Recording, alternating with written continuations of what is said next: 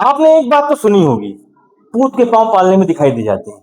हमारे साथ भी कुछ वैसे ही हुआ। जौन दिन हम पैदा हुए, हमारे बाबूजी को एक बार समझ में आ गई थी कि भाई इसको हम दे तो ना पाएंगे, इसलिए उन्होंने हमको नाम दे दिया संस्कार।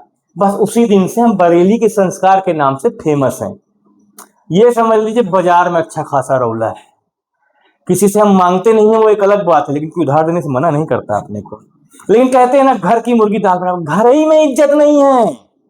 मतलब जब सुबह सो के उठते हैं तो पिताजी बोलते हैं, बेटा जहां भी जाना नहा धो करके जाना।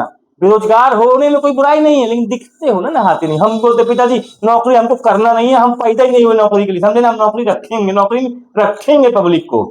नौकरी देता नहीं है, वो एक अलग बात है। देखो ऐसा है, 9840 है अपन, और कभी उसका हमने घमंड नहीं किया, ठीक है ना। अपन सलमान भाई के फैन है, ये अलग बात है, वो कर नहीं रहा, अपनी होती नहीं है शादी, फिक्र भी नहीं है अपने को।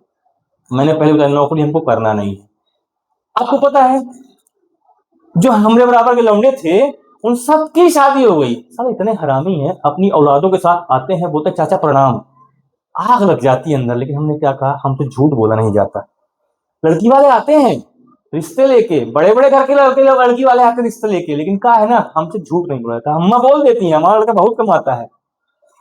आपने कभी देखा है कि मतलब कोई चाय पी रहा हो, अचानक से बस ऐसे अटक जाए और चाय रख कर सीधा उठ के बाहर भागे? हम बताते हैं, हमसे पूछा लड़की वालों ने, ये बताओ बेटा कितना कमा लेते हो?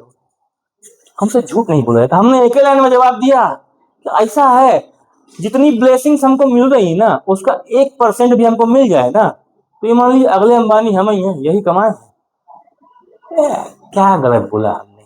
आशीर्वाद ही तो कमाए हैं हम, और तो कुछ कमाए नहीं है भाई साहब, वो गायब।